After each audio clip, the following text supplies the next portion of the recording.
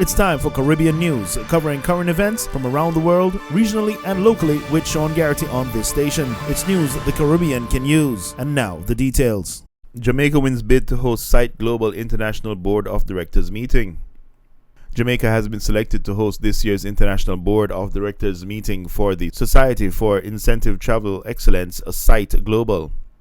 The meeting, which comprises the top planners of the incentive travel business from countries around the world, from the United States, Canada to Europe, Egypt, China, and beyond, kicks off today and runs until June 23rd.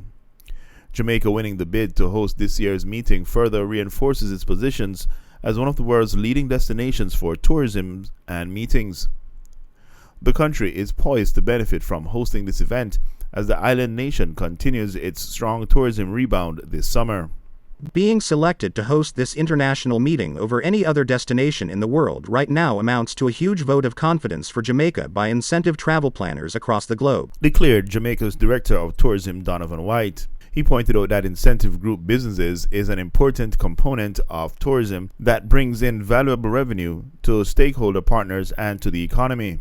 For his part, John Woolcock, JTB's manager, Groups and Conventions, Jamaica Tourist Board, remarked, "We're thrilled to have won the bid to host this important international on island this June, as they will share their expertise with us, ensuring Jamaica remains on the pulse of the incentive travel market." Kevin Edmonds, president of SITE 2022 and vice president AIC Hotel Group, commented that SITE Board was excited to meet in this truly motivational destination. St. Vincent PM Ralph Gonsalves has a plan in mind for regional air travel. St. Vincent and Grenadines Prime Minister Ralph Gonsalves, who earlier spoke of the challenges he faced as he was preparing for a number of overseas trips, including travel through the Caribbean, now says he has a plan in mind for regional air travel. While he did not disclose the plan to listeners of a radar program, Gonsalves detailed the history of the failed regional carrier LIAT, an entity he served as chairman of for the shareholder governments. The airline is owned by the government of Antigua and Barbuda, Barbados, Dominica, and St. Vincent and the Grenadines.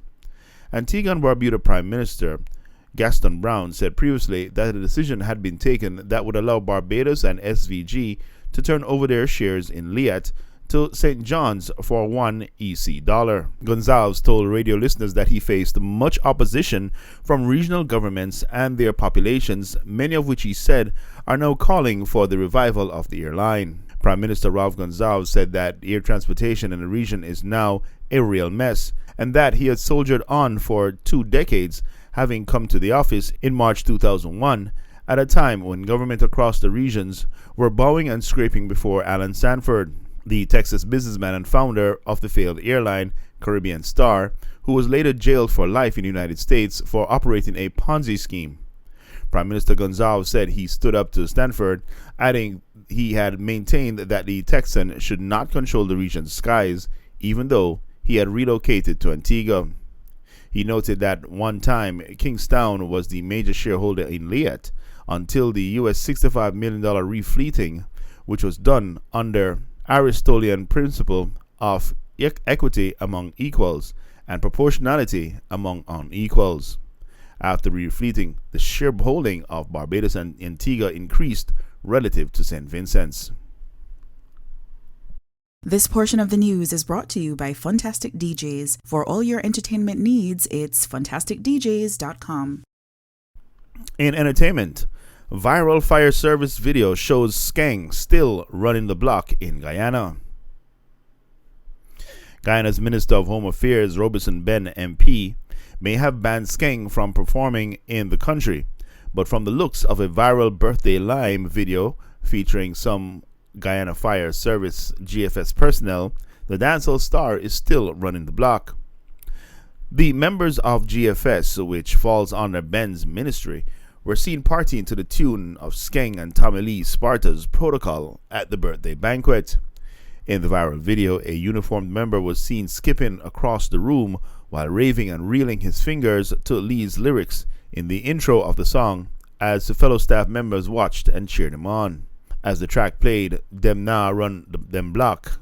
When we pull off, them have to run left that." Another excited officer got to his feet and mimicked holding a rifle to fire imagery shots in the air. The show of support for Skeng comes after Ben directed his ministry and the Guyana police to effectively ban the gunmanship DJ and other artists like him from performing publicly in Guyana.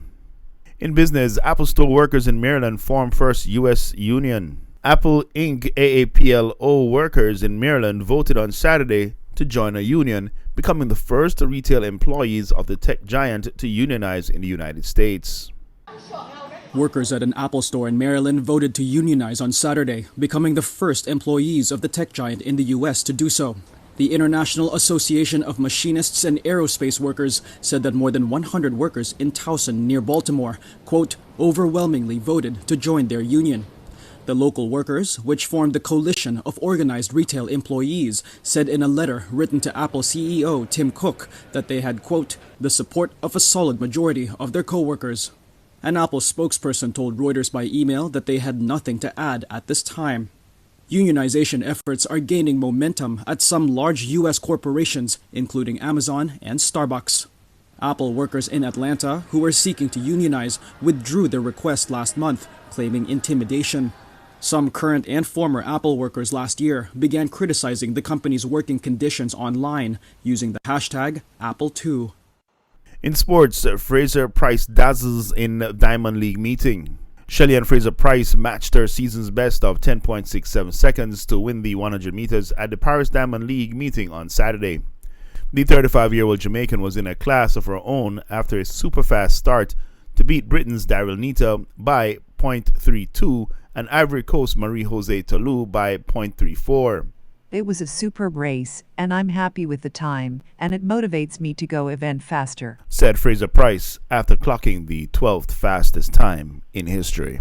And your Palm Beach weather, partly cloudy in the morning, followed by scattered thunderstorms in the afternoon with a high of 87. Winds east-northeast at 10 to 15 miles per hour with a 40% chance of rain. Then later on, scattered thunderstorms in the evening, mainly cloudy late with a few showers, low 77. And in Fort Lauderdale, partly cloudy with afternoon showers or thunderstorms with a high of 89. Winds east-northeast at 10 to 15 miles per hour. Then later on, considerable clouds, some decrease in clouds late. A stray shower or thunderstorm is possible. A low of 77 degrees. Winds northeast at 5 to 10 miles per hour. And that was the news, entertainment, and sports with Sean Garrity. Be sure to stay tuned to this station for more news from around the world, locally, and the Caribbean.